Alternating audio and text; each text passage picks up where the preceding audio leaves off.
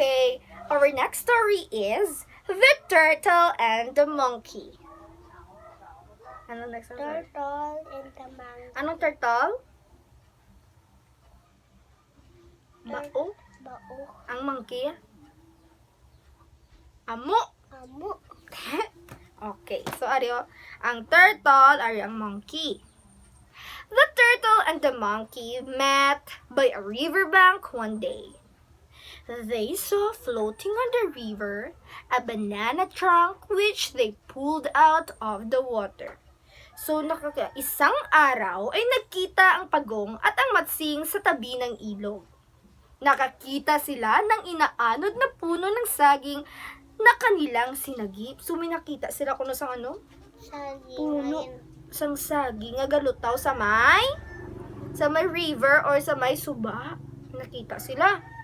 Kay iyan na Nakita nila. So, ginano nila, ginkwa nila. So, the turtle, ginkwa nila to ang galutaw nga saging. Guro na, di guro kabaga, no? Ang kahoy, bala sang saging.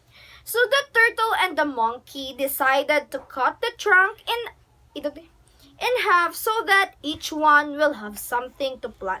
So, nag-decide sila katwan, nagpasya ang pagong at matsing na hatiin ang puno upang may matanim ang bawat isa sa kanila. So, ginano nila gintunga nila ang saging kay para kung itanom nila nga tuwa.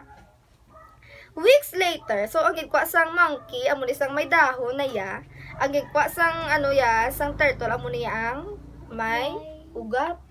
Yung punta, yung punta. Weeks later, the monkey visited the turtle. The monkey was sad. Subuan ko noong monkey. Sa pag-visit niya, kung naga sa may turtle, kung nagkanto ang monkey sa turtle, kaya i-visit niya ang ilatanom. Ang tanom niya, kaya nagtanong siya mo na iya, gitanong niya may dahon. Di pa matyak kung sino una sila tubo.